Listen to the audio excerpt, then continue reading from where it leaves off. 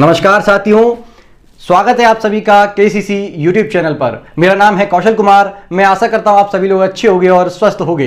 तो दोस्तों, ये चल रही है हिस्ट्री की सीरीज जिसमें हमने आपको अभी तक 14th पार्ट करा चुके हैं। आज आपको 15वां पार्ट करवाने वाले हैं हम वीडियो का और इस सीरीज का। जी हाँ दोस्तों, अगर आप लोगों को अच्छे से और आसान शब्दों में प्राचीन भारत का इतिहास समझना है तो जल्दी से चैनल को ज्वाइन कर लीजिए और चैनल को सब्सक्राइब भी कर लीजिए। दोस्तों, आप सभी लोग अपने दोस्तों को वीडियो को शेयर करो और वीडियो अच्छी लग रही है, कंटेंट पसंद आ रहा है तो प्लीज वीडियो को लाइक करते रहो, क्योंकि आप सपोर्ट करोगे तो हम आपके लिए इससे भी बेहतर और कंटेंट और अन्य सब्जेक्टों का भी प्रारंभ कर देंगे। जी हां दोस्तों, तो चलिए स्टार्ट करते हैं आज वीडियो के इस पार्ट को। ये आपका पार्ट 15वां होने वाला है। जी हां दोस्तों, 15वां पार्ट है और इस पार्ट में हम आपको करवाने वाले हैं आज क्या, उपवेद। आप सभी को पता है हमने वैदिक काल प्रारंभ किया था और वैदिक काल हमने आपको बताया था कि दो भागों में बांट सकते हैं इसको, एक ऋग वैदिक काल और एक उत्तर वैदिक काल। ये हमने समाप्ति कर दिया था। साथ ही हमने आपको बताया था कि उत्तर वैदिक काल में आपके कई सारे ब्राह्मण साहित्यों का निर्माण हुआ, जिसमें हमने आपको क्या क्या करवा दिया कि पहले तो हमने आपको वेद करवा दिए और वेद के साथ हमने बताया था कि वेदों के बाद वेदों के कुछ उपवेदों का भी निर्माण हुआ। जी हां दोस्तों, वेदों के बाद हमने उपवेद बता दिए और उपवेद के साथ साथ हमने आपको ब्राह्मण साहित्य भी बता दिए थे। आज हम आपको करवाने वाले हैं मैंने आपको ब्राह्मण साहित्य और वेद करवा दिए, आज उपवेद करवाएंगे। उपवेद क्या होता है, साथ ही वेदांग करवाएंगे आपको और वेदांग के साथ साथ आपको करवाएंगे पुराण और उपनिषद। जी हां दोस्तों, तो ये आपका पूरा का पूरा टॉपिक आज का होने वाला है। तो जल्दी से स्टार्ट करते हैं। चलिए देखिए जरा फास्ट, ये है हमारा उपवेद। तो उपवेद होता क्या है? उपवेद मतलब जो हमने वेद थे ना, उन वेदों की शाखाओं को क्या कहते हैं, उपवेद कहते हैं। ये कैसे समझ में आएगा कि वेदों की शाखा? अरे जैसे आप देखिएगा, आप लोग इकोनॉमिक्स पढ़ते होंगे तो इकोनॉमिक्स के कितने पार्ट हैं, 2 पार्ट। ऐसे ही आप भूगोल पढ़ते होंगे तो भूगोल के भी कितने भाग हैं, 2। जैसे कि इकोनॉमिक्स के 2 पार्ट हो जाते हैं, एक तो माइक्रो एक मैक्रो। ऐसे ही हमारा जब वेद है तो वेदों को और आसानी से समझने के लिए इनके उपवेदों का निर्माण किया गया। तो उपवेद मतलब है कि वेदों की कुछ अन्य शाखाएं जिससे हम वेदों को आसानी से और सरलता के साथ समझ सकें, जिसमें आपका सबसे पहला ऋग्वेद। ऋग्वेद का जो उपवेद है वो आयुर्वेद है, जो कि आपका चिकित्सा या औषधियों से संबंधित है। दूसरा आपका सामवेद, जिसका उपवेद है गंधर्ववेद और ये आपका संगीत से संबंधित है। तीसरा आपका यजुर्वेद, जो धनुर्वेद से संबंधित है और इसका जो संबंध है वो तीरंदाजी से है और धनुर्वेद इसका उपवेद है। अर्थवेद का उपवेद है शिल्पवेद, जो कि शिल्प कला से संबंधित है। तो आई होप आपको इतना समझ में आएगा। यूपीएससी और पीसीएस में ऐसे सवाल जोड़ी बनाने के प्रश्नों में बहुत आते हैं, इसलिए आप इन चीजों को प्लीज ध्यान रखिएगा, ठीक है ना। आगे बात करते हैं वेदांग। तो ये वेदांग क्या होता है? जैसे कि आपको शब्द से ही पता चल रहा है कि वेदांग मतलब वेदों के अंग। इनको क्या कहा गया, वेदांग।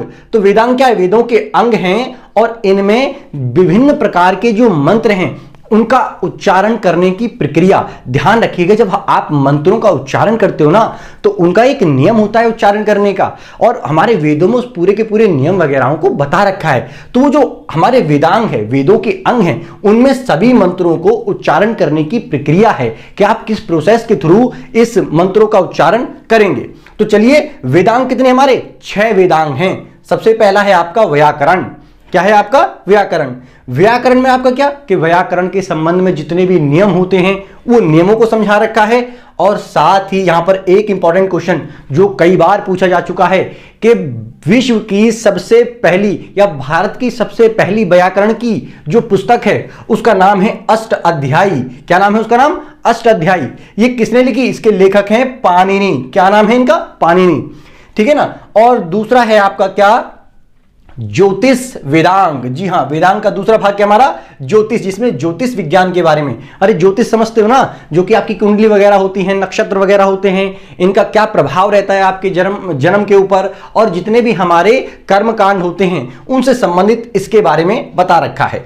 और इससे संबंधित एक बृहद संहिता, जी हां बृहद संहिता, जिसका लेखक कौन है, 12 मिहिर। तो ये भी क्वेश्चन पूछा गया है, तो प्लीज इसको भी याद रखिएगा, क्योंकि जोड़ी बनाने के प्रश्न में कई बार आ चुका है पीसीएस में कि एक तरफ आपको राइटर दे देगा और एक तरफ आपको पुस्तकों के नाम दे देगा और बताएगा कि इसका मिलान वगैरह करिए, ये जोड़ी बनानी होती है। तीसरा आपका क्या है, ये आपका निरुक्त। जी हाँ, निरुक्त ये शब्द शास्त्र से, जैसे कि आप काका गागा सीखते हो ना, तो शब्द शास्त्र का पूरा भंडारण इसमें आपको मिलेगा। ऐसे ही आपका कल्प, कल्प क्या है आपका, विभिन्न अनुष्ठान, यज्ञ वगैरह, हवन वगैरह जो करवाते हो उनके बारे में पूरी की पूरी प्रोसेस इसमें लिखा हुआ है। और आपका शिक्षा, जिसमें आपका स्वर विज्ञान है। फिर है आपका छठा छंद, जिसमें आपका मंत्र और इनकी क्रमिक व्याख्या दे रखी है कि कौन कौन से मंत्र हैं, उनकी क्रमशः व्याख्या भी दे रखी है। तो आई होप आपको ये वेदांग समझ में आए होंगे। बात कर लेते हैं पुराण। तो पुराण क्या होता है, ठीक है ना, आपने पुराण भी सुने होंगे ना, वेद पुराण सुनते रहते हो। तो पुराण का अर्थ होता है पुराना या प्राचीन ग्रंथ। जी हां, पुराण या प्राचीन ग्रंथों को हम पुराण कहते हैं, ठीक है ना। और इन पुराणों का एक्चुअल में आप देखोगे तो इसमें वेदों की बातों को वृतांत के द्वारा दर्शाया गया है। वृतांत मतलब एक तरीके से एग्जाम्पल के थ्रू, उदाहरण के थ्रू। एक उदाहरण बता रहा हूं आपको, जैसे आपने भगवान बुद्ध के बारे में सुना होगा कि भगवान बुद्ध के पास एक महिला आती हैं और वो महिला का पुत्र मर गया था। तो महिला का पुत्र जैसे ही उनकी मृत्यु हो गई तो वो रोते बिलखते भगवान बुद्ध की शरण में आती हैं। भगवान बुद्ध से कहती हैं कि मतलब कि हे ऋषि, आप ऐसा करिए कि मेरे पुत्र को जीवित कर दीजिए। और उनकी बातों को सुन के बड़े प्रभावित होते हैं हमारे क्या नाम है गौतम बुद्ध जी, और वो सरलता के साथ एक उनको उत्तर पेश करते हैं कि मैं आपके पुत्र को जीवित तो कर दूंगा, लेकिन मेरी एक शर्त है। उन्होंने कहा कि मैं कुछ भी करने के लिए तैयार हूं, लेकिन आप मेरे पुत्र को जीवित कर दीजिए, क्योंकि मां तो मां होती है ना। तो फिर वो कहते हैं कि आप एक ऐसे घर से एक मुट्ठी राई के दाने लेके आइए जिस घर में कभी कोई मृत्यु ही ना हुई हो, कि कोई भी इंसान मरा ना हो। तो वो जाती हैं, पूरे गांव में घूमती हैं, लेकिन ऐसा तो कोई घर हो ही नहीं सकता ना, किसी का दादा, किसी का फूफा, किसी का भाई, किसी की माँ, किसी का बहन, पत्नी, बेटा, मतलब कहीं ना कहीं किसी ना किसी की मृत्यु तो हुई थी, चाहे दादा की और चाहे हमारा दादाजी की। आसान भाषा में जैसे ही वो शाम तक लौट के आती हैं भगवान बुद्ध के पास, तो उस औरत को ये चीज समझ में आ जाती है कि ऐसा है कि ये जो मृत्यु है ना वो सत्य है और एक दिन सबकी मृत्यु होनी निश्चित है। और इसीलिए भगवान बुद्ध कहते हैं कि जो चीज हमारी है ही नहीं, हमें उस बात का दुख क्या है ना, ईश्वर ने दिए थी ना ये जिंदगी और उसी ने अपनी वापस ले ली, तो इस बात का दुख तो बिल्कुल नहीं करना है, क्योंकि मौत निश्चित है और एक दिन ये सबको आनी है। तो कहने का मतलब ये एक उदाहरण आपको जैसे आपको मिलेगा ना, एक उदाहरण है, ये एक वृतांत है। वृतांत मतलब एक पूरा का पूरा चित्र है, एक चित्रण प्रस्तुत किया गया है जिसमें आपको एक कहानी बन रही होगी कि भगवान बुद्ध भी है, एक महिला है, उस महिला के पुत्र की जो शव है वो भी आपको नजर आ रहा होगा। तो जैसे इमेजिनेशन बनती है ना, वैसे ही वेदों की बातों को पुराणों में ऐसे वृतांतों के थ्रू उदाहरण देकर, कई सारे वृतांत देकर समझाने का प्रयास किया गया है, ताकि सभी लोगों को ना वेदों की बातें अच्छे से और सरल भाषा में समझ में आए। तो आई होप आपको इतना समझ में आया होगा। दूसरा अगर देखें तो वेदों को पुराणों को पांचवा वेद भी कहा जाता है। वेदों को क्या कहा जाता है? पांचवा वेद। और टोटल पुराण हमारे कितने हैं? 18 पुराण हैं। कितने पुराण हैं? टोटल हमारे 18 पुराण हैं। इसमें कुछ प्रमुख पुराणों का मैं जिक्र कर रहा हूं जो पूछे जाते हैं प्रश्न, जैसे कि आपका विष्णु पुराण। विष्णु पुराण का संबंध मौर्य काल से है या फिर भगवान विष्णु जी से है। दूसरी बात करें तो वायु पुराण। वायु पुराण का संबंध गुप्त वंश से है। और फिर है आपका तीसरा मत्स्य पुराण, इसका आंध्र सातवाहन वंश से इसका संबंध है। और साथ ही विष्णु भगवान के 10 अवतारों का चर्चा भी मत्स्य पुराण के अंदर ही कर रखा है। एसएससी में यह सवाल पूछा गया है, पीसीएस में भी यह सवाल पूछा गया है, तो प्लीज इस बात को ध्यान रखिएगा। मत्स्य पुराण का संबंध या फिर जो आपका ये क्या बोलते हैं इसका 10 अवतार का संबंध किससे है? तो मत्स्य पुराण से है। फिर है आपका शैव पुराण, शिव भगवान से संबंधित है और इसमें आपका शिवलिंग की पूजा वगैरह का वर्णन भी कर रखा है। पांचवा है आपका स्कंद पुराण। ये शिव के पुत्र स्कंद या फिर कार्तिकेय, जी हां, गणेश जी के जो बड़े भाई थे ना कार्तिकेय भगवान की इसमें चर्चा कर रखी है। और ये जो आपका स्कंद पुराण है ये सबसे बड़ा पुराण है। आई होप आपको इतना समझ में आया होगा। अब बात कर लेते पुराणों के बाद उपनिषदों की। तो ये उपनिषद क्या होता है? उपनिषद को वेदांत भी कहते हैं। क्या कहते हैं? वेदांत। वेदांत का मतलब है कि वेदों के बाद इनकी रचना हुई है तो वेदांत कह दिया जाता है इनको, ठीक है ना। इसमें आध्यात्मिक और वैदिक दर्शन की बात की गई है, यानी कि एक तो आध्यात्मिक रूप से जानने की जिज्ञासा वेदों में कैसे है और कैसे हमारा आगे मार्गदर्शन होगा, उसका भी चर्चा इसमें कर रखा है। बात करें उपनिषद की, तो उपनिषद टोटल कितने हैं? 108 उपनिषद हैं और यह किसी ना किसी वेद से संबंधित ही हैं। 108 उपनिषद।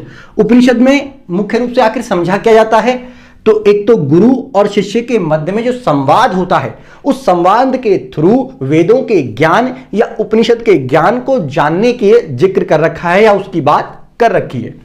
बात करें तो जो प्रमुख उपनिषद है वो है आपका बृहदनारायण उपनिषद, क्योंकि ये सबसे बड़ा उपनिषद है। दूसरा बात करें तो मुंडकोपनिषद।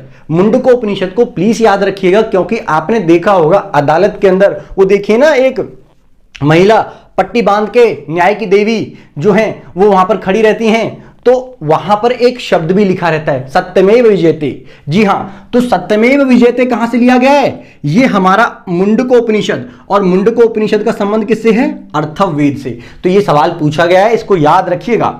एक है आपका क्या? ज्वालोपनिषद। ज्वालोपनिषद मतलब इसमें एक उपनिषद है और इसमें ब्रह्मा, विष्णु और महेश तीनों भगवानों की एक साथ चर्चा कर रखी है। तो आई होप आपको वेदांग समझ में आ गया होगा, आपको पुराण समझ में आ गए होंगे और उपनिषद भी हमारे समझ में आ गए होंगे। आपके लिए इतना ही जानना जरूरी है। क्यों? क्योंकि आपके एग्जाम में इतना ही आने वाला है, इससे ज्यादा आपको जानने की आवश्यकता नहीं है। और आपको वीडियो अच्छी लग रही है, कंटेंट में मजा आ रहा है, तो प्लीज यार वीडियो को लाइक करो और अपने दोस्तों को शेयर करो और चैनल को सब्सक्राइब करने के लिए भी उनको कहते रहो, क्योंकि आप सपोर्ट करोगे तो हम आपके लिए बहुत बेहतरीन कंटेंट लेकर आएंगे। तो चलिए आपको मिलते हैं नेक्स्ट वीडियो में, तब तक के लिए थैंक यू। जय हिंद, जय भारत।